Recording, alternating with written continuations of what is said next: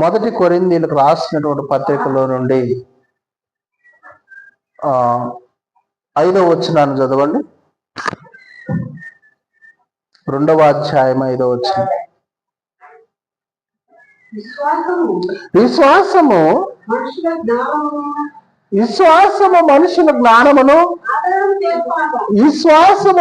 జ్ఞానమును ఆధారము చేసుకొనక దేవుని శక్తిని ఆధారము చేసుకునేను ఉండవలెనని నేను మాట్లాడినను, సువార్త ప్రకటించను,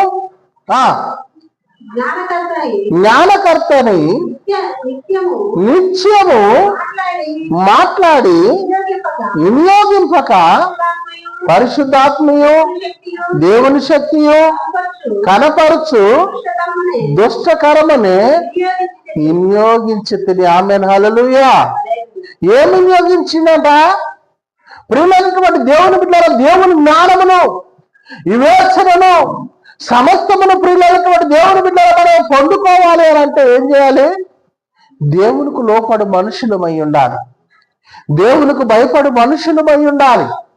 దేవునికి లోపడితే, దేవునికి భయపడగలిగితే, వాక్యానికి సాత్వికంతో మనం జీవించగలిగితే, వాక్యానుసారంగా నడుచుకోగలిగితే, వాక్యానుసారమైనటువంటి జీవితము మనలో ఉంటే ప్రియులైనటువంటి దేవుని బిడ్డలారా, వాక్యము మనల్ని బ్రతికించగలదు.